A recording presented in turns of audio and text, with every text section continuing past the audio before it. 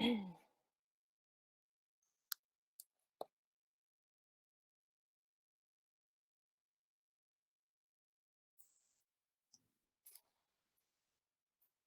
good to go, Madam Chair. Good to go. Thank you.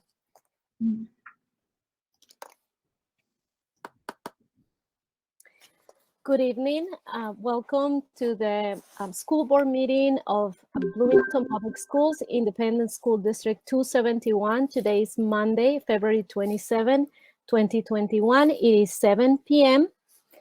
The school board meeting tonight is being conducted remotely via Google Meet. It is being live streamed by BEC TV and will be replayed per the usual BEC TV replay schedule. Please consider that while most of us in this meeting or viewing this meeting are not in the same room, all of us, wherever we are in Bloomington or the metro area, are on the traditional, ancestral, and contemporary land of Indigenous people. Bloomington Public Schools rest on Dakota land ceded in the treaties of 1837 and 1851. So next we have a roll call. So all those members present here today, please indicate you're here. Director Beebe? Here. Director Bennett? Here. Director Olson? Here. Director Sorum? Here. Director Steigaff? Here. Director Starks? Here. And Corman here. So all board members are present tonight. Next we go to the Pledge of Allegiance. Please join me on the Pledge of Allegiance, please. There's our flag. Thank you. I pledge allegiance to the flag of the United States of America and to the republic for which stands one nation under God, indivisible, with liberty and justice for all. Thank you. Next in our agenda, we have, I would like to make a motion to establish a closed session upon the conclusion of this meeting for the purpose of superintendent mid-year evaluation. Second. Oh, second, sorry. Thank you. All those in favor of this closed session at the end of this meeting, please say aye. Director Beth Beebe? Yes. Director Bennett? Aye. Director Olson? Aye. Director Sorum? Aye. Director Steigaff? Aye. Director Starks? Aye. And Corman, aye. Thank you. Okay. Next, we have approval of the agenda, and I'd like to move approval of the agenda. Is there a second? Second, Beth Beebe. Okay, that was Director Beebe. Thank you. All those in favor of approving the agenda for tonight, please say aye. Director Beebe? Aye. Director Bennett? Aye. Director Olson? Aye. Director Sorum? Aye. Director Steigaff? Aye. Director Starks? Aye. And Corman, aye. The agenda has been approved. Okay.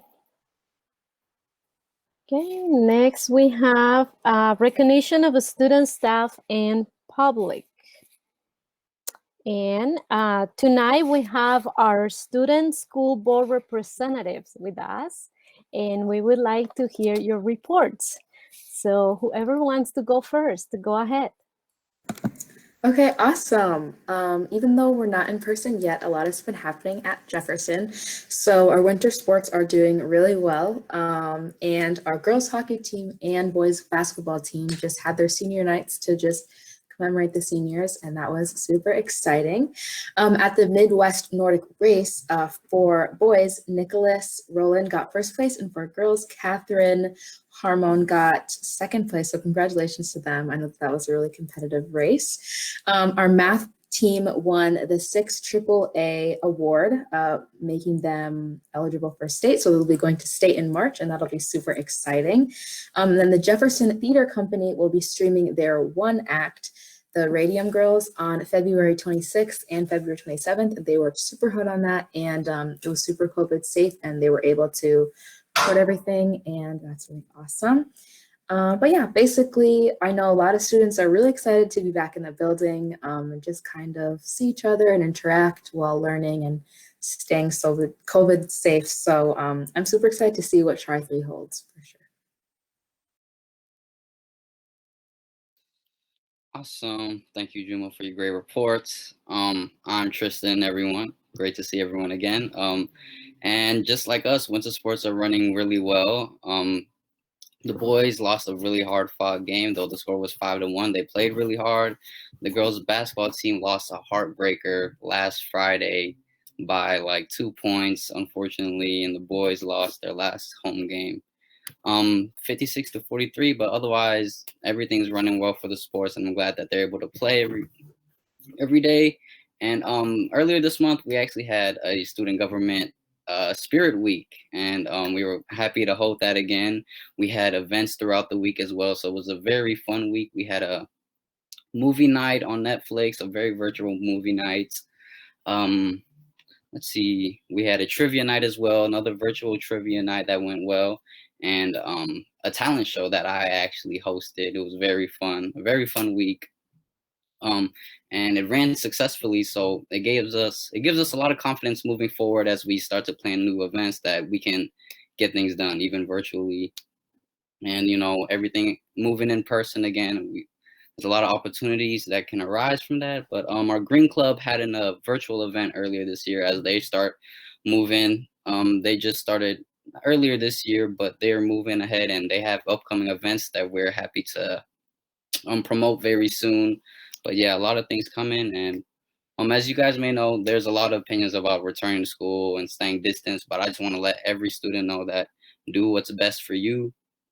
Like, I know distance learning isn't great for some, but I know everyone's circumstances are different. I know for me, I would love to return to school, especially with everything at home is, I don't need to get all into that, but make a decision that's best for you. And be sure to keep following COVID procedures so we can beat this together. Thank you, everyone. Thank you both, and we're very glad to have you with us again tonight. And thanks for the fun reports. Congratulations to all of our students. To us, you are all big winners. And I'm glad you've been having fun with some of the things and you're excited about what's coming next. And so we're excited for all students, and I'm sure you are here to support each other as we're here also to support you. So thank you. And I have a 4-legged friend barking upstairs, so hopefully it doesn't interrupt much. Okay, on the school board page of the district's website, there is a link for Bloomington residents, district staff, students, and parents to submit a comment to the school board. Submitted comments might be read during the recognition of the public portion of the meeting, providing that the comment is not related to topics on tonight's agenda, and guidelines outlined on the comment form have been followed. We will allow up to 15 minutes to listen to public comment that has been submitted prior to the meeting. If the board receives comments that exceed the 15 minutes, those comments not read during the meeting will be shared with the school board. Should there be no comments or only a few that take less than the allotted 15 minutes, the meeting will proceed. A reminder that the school board listens to public comment and does not respond during the meeting. Typically, matters are referred to the administration. Mr. Kaufman, do we have any public comment for tonight? Madam Chair, members of the board, Assistant Superintendent Dr. Mitzler, we do have 2 entries this evening. One is a brief one that is covered by a topic tonight. The other one I will read to you. It comes to us from William Schwant. I understand you've also received a copy of this as well.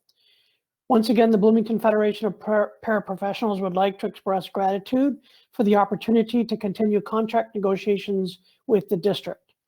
Our last contract expired 633 days ago, and we would like nothing more than to reach an agreement on a new contract before it expires on June 30th of this year. At this time, the BFP would like to extend an invitation to the school board and Superintendent Fujitaki to meet with a select group of paraprofessionals via Google Meets to discuss some of the difficulties that paraprofessionals face each day.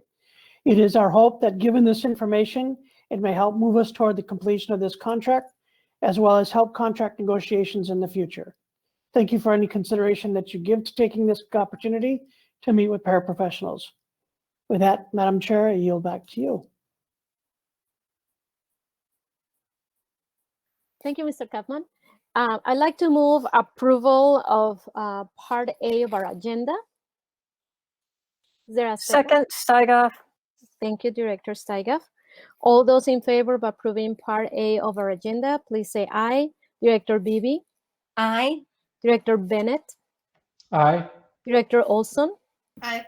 Director Sorum, Aye. Director Steigoff, Aye. Director Starks, Aye. and Corman, aye. So this has been approved.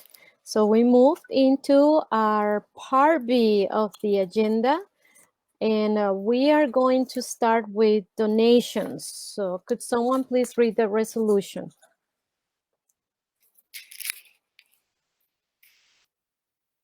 Director Olson? Okay, be it resolved that the School Board of Independent School District 271 accepts donations as indicated in the background in the amount of $7,000. Second, Steigoff. Thank you.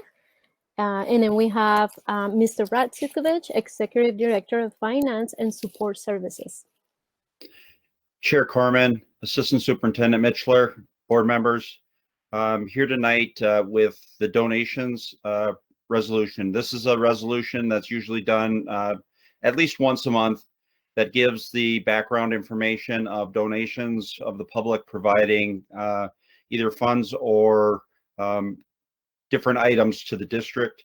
After the end of this meeting, the actual detail of these donations will be run through BECTV. Thank you. Are there any questions or comments?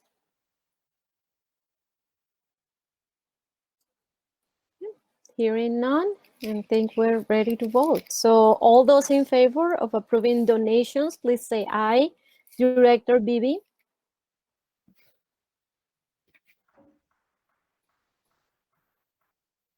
Director Beebe? I can see you. I'll come back to you. Director Bennett? Aye. Director Olson? Aye. Director Sorum? Aye. Director Steigoff? Aye. Director Starks? Aye. And Corman, aye. Director Beebe, seems like you have an issue with your sound, with your microphone. Okay, so do you want to just raise your hand or put it in the chat? I don't know if that's valid. Mr. Holman? Yes, that'll work, provided she gives some indication the way she's voting. Okay. I could see her saying aye, but I couldn't hear her. So, Director, Aye. there you go. It gave me a different screen. Sorry. Thank you. That's okay. Okay, so this has been approved, the donation. So thank you to all organizations and individuals who have donated or some sort of donation to Bloomington schools. We truly appreciate that, your generosity. Okay, next we have policy review. So I'd like to call on Director Bennett, who is the chair of the policy committee. All right, thank you. Yeah, last week the policy committee met and we reviewed some policies that we're going to present tonight. And remember, this is the first time we're using our new system of policy. So this will just be for discussion and any questions that any board members have. And if the majority of the board is okay with these as they are, they will come to the next board meeting for us to adopt. So the first one is policy 534, unpaid meals. And this policy, it follows the MSBA model policy. We followed the MD sample draft policy, and there was some minor updates to the policy to make the regulations clear, less wordy, and more straightforward. A few regulation clarifications were made. As part of this year's policy review, the policy was identified by Dr. Mitchler for review as part of the Safe and Supportive Schools Plan. And I know Director Olson had some questions about this policy that Ms. Executive Director Zivkovich answered. So I don't know if you had any follow-up questions there, Director Olson, or were those answered to your satisfaction? Oh, thank you. Yes, they were. I just had, I saw just today it said that the governor's new policy bill, HF 950 and SF 788 is under school meals, that they're prohibiting or a withdrawing of a meal from a student's tray, which I know that we do that, correct? So we do not, if someone comes up to the lunch line and their account is low or they owe money, they do not have their food taken away. I just want to clarify that to the school district. Yes. Oh, go ahead, Mr. Zivkovich. Want to say something? Chair Corman, Assistant Superintendent Mitchler, board members. That is correct. If a person has a negative balance within their food service account and they come up with purchasing a regular meal, that meal is not taken away from them. It is just notified to the student that their account is low and recommend that they put money in the near future. And I had also asked about the community being able, I know that there's a lot of community talk about helping to pay off late fees on school lunches, and they can do that through the Education Foundation, it sounds like. So. Correct. It's food for thought within the Education Foundation is a great contributor. We also had, as part of our, just went through recently with the donations, an individual also donated directly to the school district for food for thought. Thank you. Okay, yeah, and I wanted to take this opportunity to thank the Education Foundation of Bloomington for their help in paying off unpaid meal charges and the Food for Thought program. It's a great program that we appreciate tremendously, and we did some revision of this policy before, and I like the way the policy is. I mean, we don't identify kids that are, or publicly, the kids that have a negative meal balance. There's no alarm saying you have no balance, or there's no stamps that are given. It's all done discreetly. They get the same lunch that everyone else gets. I mean, they can't order from the a la carte menu, but they get the same hot lunch. We're not giving them cheese sandwiches like some other districts. We're not pulling meals from anybody. So I think this is a good policy the way it is. Does anyone else have any other questions about this policy? Okay, then we'll move on to the next one, policy 430, student teaching. And this policy was identified for the 5-year cycle of review.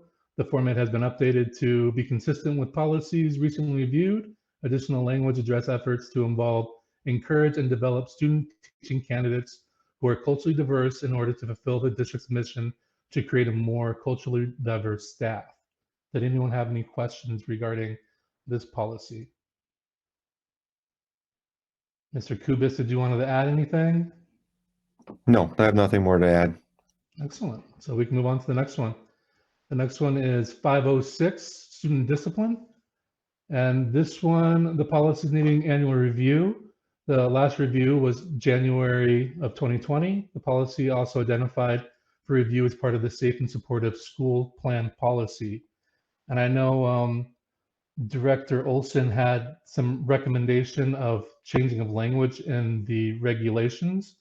So if you wanted to look under Roman numeral 1D in the last sentence, it currently reads to correct or restrain a student from bodily harm or death to themselves or to another.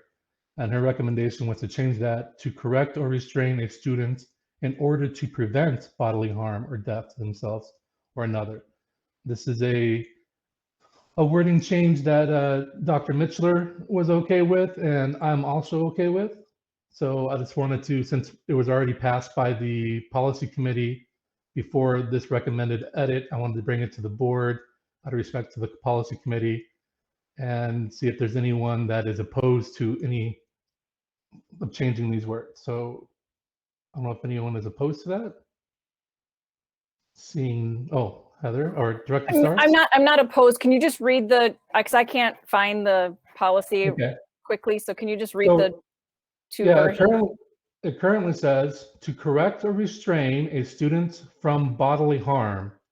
And then Director Olson recommends changing that to correct or restrain a student in order to prevent bodily harm. So substituting the word from with in order to prevent, which sounds a little. Thank you. Yeah, and I think this is a wonderful example of the difference between governance and management and how that line isn't always clear because policy is governance.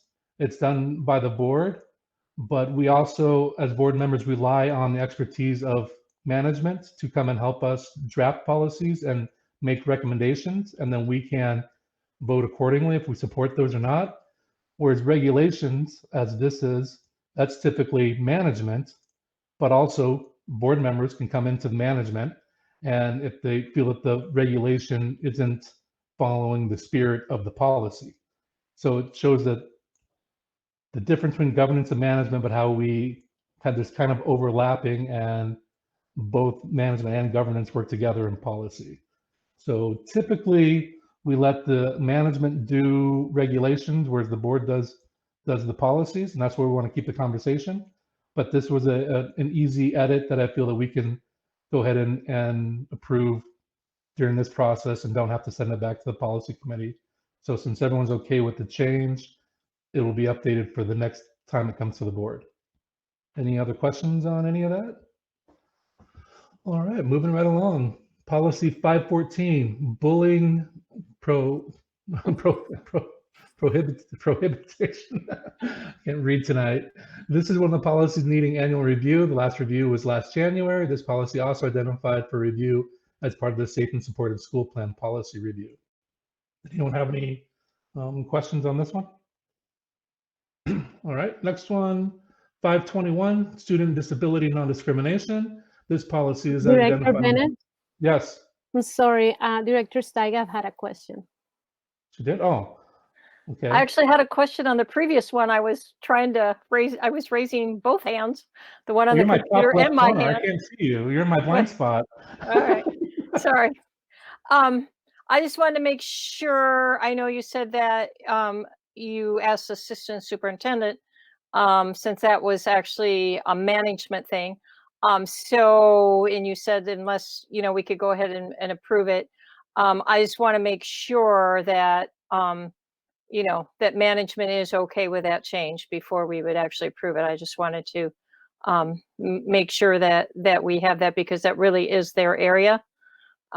So I just want to make sure that when we come back to approve it, I just want to make sure that we for sure have all management on the same page. Dr. Mitzler, do you want to speak to that real quick? Yeah, I'd be happy to. Thanks. Yeah, so Director Olson and I chatted about it, and I think it makes sense. Thanks. Okay. We're not approving it tonight anyway, though, correct? No. So that's all. I just want to make sure when it comes back that we're all clear. Thank you. Okay, 521, student disability non-discrimination, and this is identified in the 5-year cycle of review as part of the Safe and Supportive Schools Plan policy review. This policy has been updated to reflect the Assistant Superintendent, as we no longer have the position entitled Executive Director of Learning Supports. So any questions on this one? Okay, hearing none. The next one, policy 510, activities and other student fees. This policy has changed from the superintendent to the superintendent. As the superintendent supervises secondary principals, this policy addresses more of the secondary level activities. There is no content change in this policy. Minor edits were made. Any questions regarding this one? All right, these should all come to the next school board meeting for us to adopt. And I'll kick it back to you there, Chair Corman. Thank you, Director Bennett, and thank you to the Policy Review Committee for the work done and for your recommendations. And thank you to the administration too for working with them on this. And I would like to ask our student representatives if you had any questions about any of those policies. Yeah, I did have one question on the policy that had to do with substitution teachers or something like that. I was just like wondering if you could repeat that so that I could ask you a question. Do you just want me to repeat the whole thing, or is there something in particular? You said like incorporating like more diversity into. Okay, yeah. Yeah, I'll read that. So additional language addresses efforts to involve, encourage, and develop student teaching candidates who are culturally diverse in order to fulfill the district's mission to create a more culturally diverse staff. So, Mr. Kubis, could you speak more to that, please? Absolutely. Thank you, Director Bennett. And thank you for the question, Juma. So every time that we look at policies, we always have incorporated the practice of looking at it through an equity lens. And so something as what might seem as innocuous as a student teacher policy, we really looked at that and see what could we do differently with this policy that would add to the mission of the school district, which is to diversify our teaching staff. And so you've heard me talk before that kids, I believe we all believe, it's our fundamental belief that kids of all backgrounds should be able to see teachers who look like them, who paraprofessionals who look like them, et cetera, et cetera. What I had discovered as I was doing some of that work is that every school district in Minnesota, if not the nation, has that same goal. And so what would differentiate us? And so we look at every policy about what could we do differently. So again, something as innocuous as a student teacher policy, began to study it to see, are there ways that we could ensure that we have student teachers who are BIPOC student teachers? Is that possible? How could we do that? How could we partner with universities and higher ed institutions to do that? How could we encourage current students with us who want to get into education, and just looking for different ways? And so I'll use the analogy of COVID-19. As you read research and listen to Dr. Fauci, it's not mask wearing that's going to stop the COVID outbreak. It's going to be the layering of mitigation strategies. So it's the mask wearing, it's social distancing, it's the vaccine, et cetera, et cetera.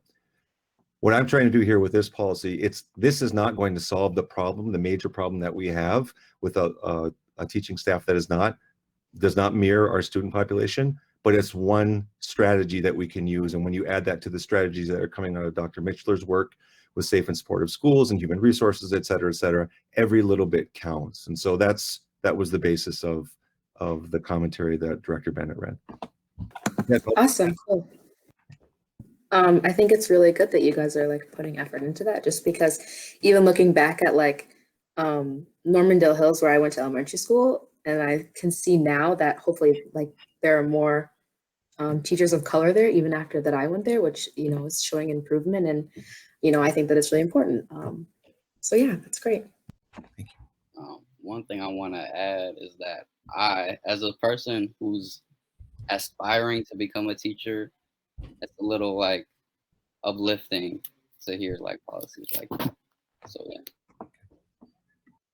Yeah, isn't it nice? Thank you, Mr. Kubas. Director Steiger. Yes, I just wanted to ask Mr. Kubis, is there any work being done on the university or college side of this? Because my experience was that my family member, who is a person of color, who recently was a student teacher, her higher ed experience was that they did not want her to student teach in suburbia when she requested Bloomington, because they wanted her to seemed that they were only willing to assign her Minneapolis or St. Paul for her student teaching experience. So they're not going to come to us unless the other end of that is willing to let them teach here. So I don't know if you've had those conversations. I don't know if that was just unique to her. I think part of their desire to do that is they want those students to have a mentor teacher that is also an experienced teacher of color to be their mentor. And so we're kind of in this catch. If we don't have enough teachers of color that want to be their mentor, then the university didn't want to place them here. So are we working on that part of it too? Yeah, absolutely. You know, and selfishly, I'm glad you asked the question, because we did a lot of work behind the scenes for what I refer to as a pretty innocuous policy. So we have about 40 contracts with higher ed institutions. And so the work that we started doing is reaching out to each of those institutions and asking them what their education student makeup looks like from a culturally diverse standpoint. Essentially, what we were wondering is, are we exacerbating the problem by only partnering with institutions who don't necessarily have an abundance of BIPOC student teachers? Oftentimes what happens in most school districts is you get an outstanding student teacher and they get noticed. And then when the hiring comes along, then we tend to hire what we know. And so if we could make sure that we're having more Black and brown student teachers, then that is going to be really important for us just by the nature of the way that we do the work. So that's the first part of that. So been talking with the higher ed institutions.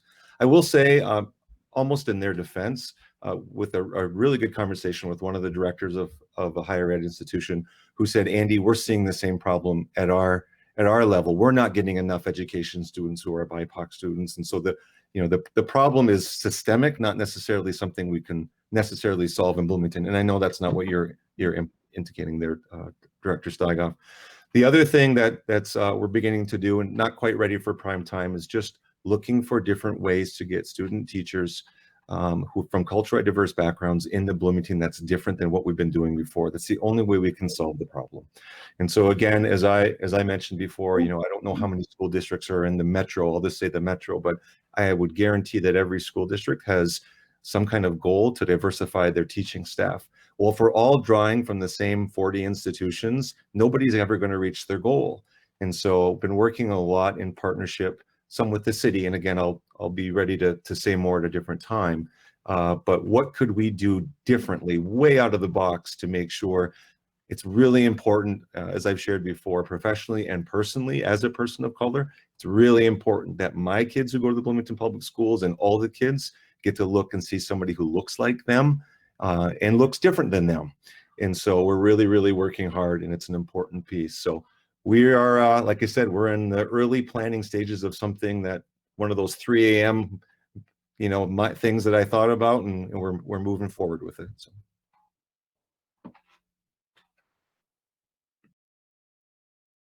Go ahead, Director Steiger.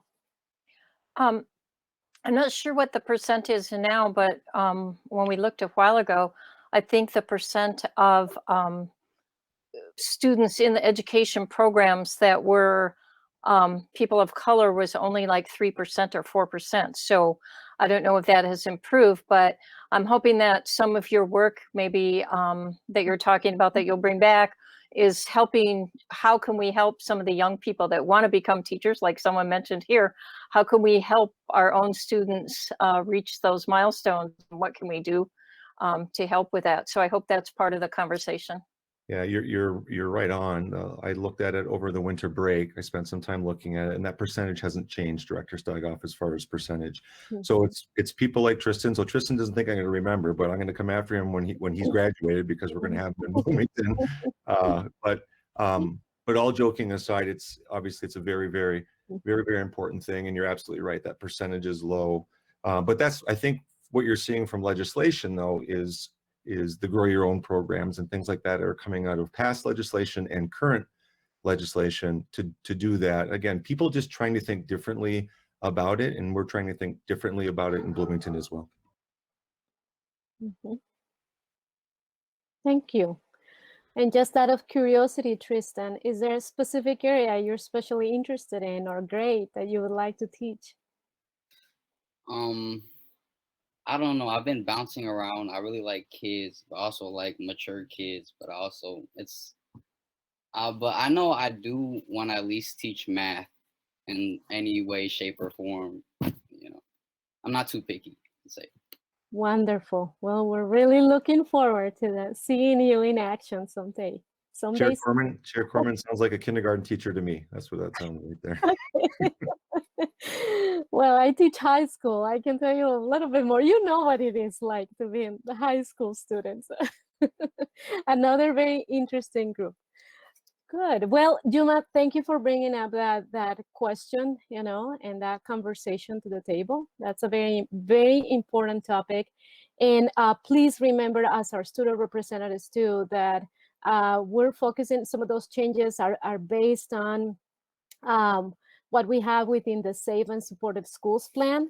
So please continue to look at that, because that's where we'll continue to see even more and more of those additions or changes coming. Thank you. Good. Well, we have now board member reports. Seems like a shorter meeting. Would someone like to start? Director Bennett. Sure. Well, this week is School Board Recognition Week, and I've never made a statement about it before because, you know, I, like many of you, we don't do this job for the recognition or praise or money or anything. We do it because we believe in the power of public education. But being that this last year, I think you all would agree with me, has been the most difficult year any of us have ever experienced as school board members.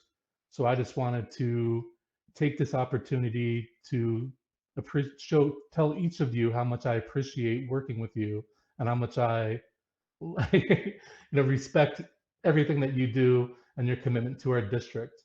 And, you know, in the past year, we probably had more disagreements than we have in my previous 6, but we were always able to disagree without being disagreeable, which I think speaks a lot to our dynamic of our school board, that we can disagree and still be friends. And I know our former board member, Dick Bergstrom, used to say that we were coworkers and always refer to each other as you know, we're colleagues. Well, I really think it's even more than that. I think we're family, and I look at all of you as my family. And sometimes you guys might drive me crazy, and I'm sure some of the nonsense I say drives you guys crazy, but I have nothing but love and respect for all of you. So thank you for everything you do for our community. Thank you, Director Bennett. The feeling is mutual. Thank you. And thank you all, you know, board members. You guys are wonderful. Director Olson. I just want to say that one thing about going through a difficult year that has been the silver lining, because I like to look for the silver lining, is I do think that we have bonded. And so that's probably where that sense of family comes from. And thank you, Director Bennett.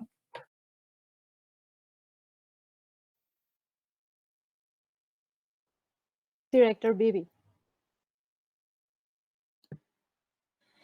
Well, I have gone to more Zoom meetings than I care to think about, but I've also gained a lot of great information, and MSBA has put out a new type of program to keep up on legislative issues, and it's a Friday chat on education and politics with Denise Dittrich and all of a sudden I would blank on her name. Kim. I think it is, anyways, I won't try to get her last name, but it's been very good. And they most recently put out something that they sent to us called the Weekly Advocate. And it gives an update on what is happening. And what they're finding is that there are so many new mandates that are coming in bills. And as the MSBA representative, I wanted to bring this to your attention. And they're asking us to write our representatives about giving us a chance to catch ourselves from this year of dealing with COVID and trying to just get back on track with getting our students back in school, not adding other mandates to our teachers or to our administrators. Although I can say that some things that are in some of those mandates we've already put into our policies that we read tonight. So I think we're ahead of the game on that. But they also want us to advocate for the funding for summer school. Right now, it is not on the forefront, and we need those funds in order to know how to plan for what we're going to do this summer. And there are funds that have come from the federal government through the ESSER funds and the GEAR funds that are to help with learning loss. So we need to advocate for those. So with all of you being here, they want us to write Paul Gazelka in the Senate, the leader there, And also, I have the name here. I don't have the name here. The leader of the House, if anybody can remember that offhand. I'm drawing a blank. Everyone on the school finance, the education finance committee. I've written to everybody on the education finance committee. Well, what they said is they need us to contact the leader of the House and the leader of the Senate, because they're the ones who can bring it to the forefront. Okay. And that's where it needs to be. They need to acknowledge the urgency of this. So there's just a lot coming at them. And like they said, there were 70 new bills introduced one day, last Thursday. And so it's coming fast and furious, but we really need to advocate for our schools and what we need. And also I was on, I think some of you were on the call where it talked about the ESSER funds and the GEAR funds. And the governor has to give the authority for those funds to be released. So until that happens, we won't get those funds. And those are going to be important for us going forward as we work with our students and what they need post distance learning, and as we continue to deal with the COVID in the schools. So that's where I'm trying to keep up to date and trying to write letters and let our representatives know what is important to us in the Bloomington School District. I also want to do a shout out for the Jefferson Radium Girls, and they have a link here. We all got emails, but to the community, I encourage you to go onto the website of the Jefferson High School and see if you can connect as well. They have demand online performances February 26th at 6 p.m. and also through February 27th at 6 p.m. And I think it would be just great if we can really support them in this. There's a $10 fee to watch it online on demand. And I think it's great if we can do that from comfort of our homes in case you're really wanting to protect yourself from COVID, as I do my best. And so I encourage you to do something fun and support our schools and support our Jefferson theater group. So thank you very much. Great. Thank you, Director Beebe. Any other board members for reports? Okay, I don't see. Oh, Director also. Only if Director Starks first didn't want to follow up with any legislative matters. Okay. I just wanted to end this with something that I just wanted to mention. A few weeks ago, several of us went to, possibly all of us went to the MSBA conference, and the keynote speaker, Dr. Phil Gore, spoke about navigating the storms for student success, and he said something that I thought would be really worthwhile sharing with the community. He's a mountain climber, and he said that, you know, climbers never head off into a mountain during a storm. However, sometimes the storm comes to you.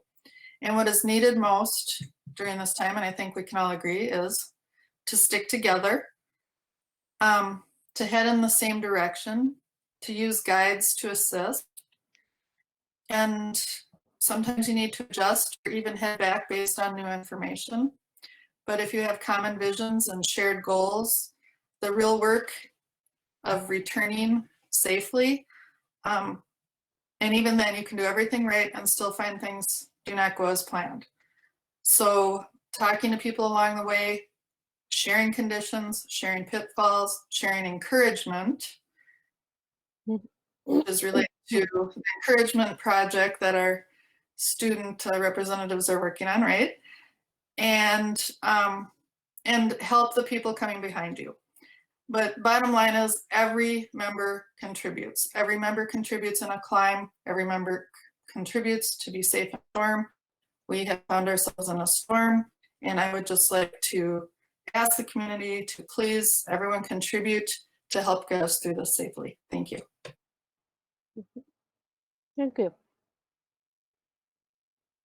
Okay, so next we have superintendent's report, and tonight we have our assistant superintendent, Dr. Jenna Mitchler. Go ahead. Thank you, Chair Corman. So on behalf of the superintendent, I have 5 updates tonight to share in this report. The first is around the secondary students and the model movement. So with the governor's announcement last Wednesday, and based on new state guidance that emphasizes bringing our secondary students back to school, we plan to shift to traditional in-person learning at both the middle school and the high school levels, rather than the hybrid model, which was previously communicated to our families and our staff. So all secondary students will continue to be in distance learning until March 11th, and distance learning remains an option for any students or families who wish to continue with the remote or at-home learning.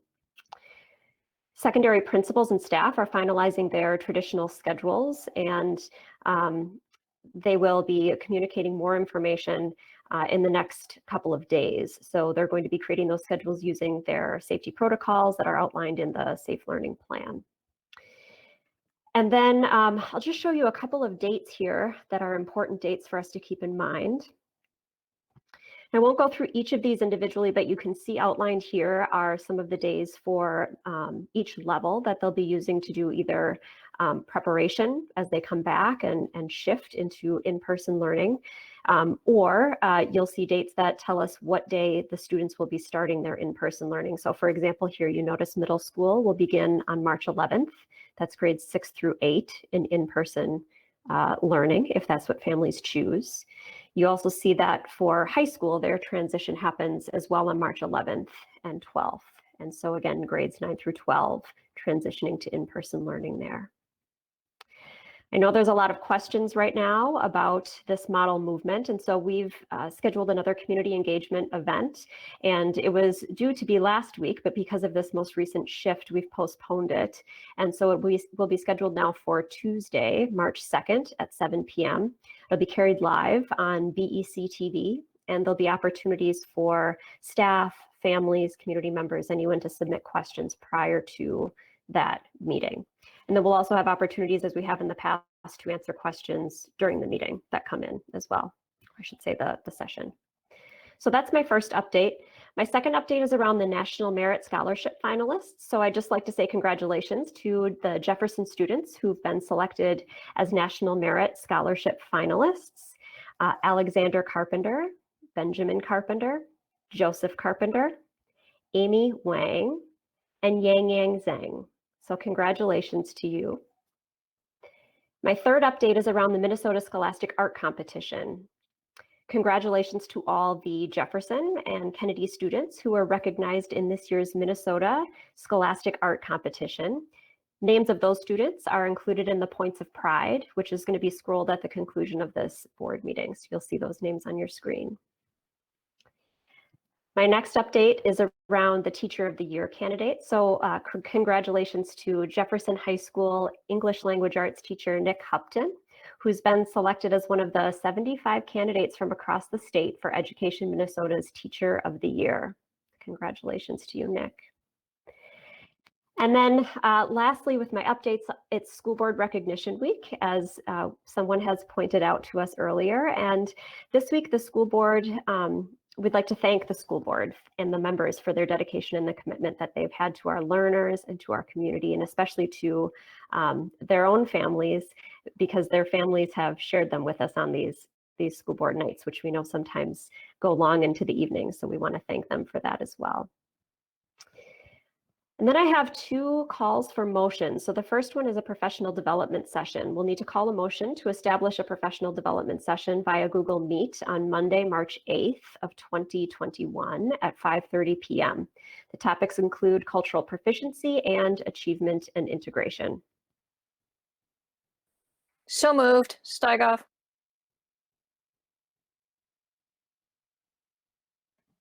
Second. Okay, so it was moved by Director Steigoff and second by Director Bennett. All those in favor, please say aye. Director Beebe? Aye. Director Bennett? Aye. Director Olson? Aye. Director Sorum?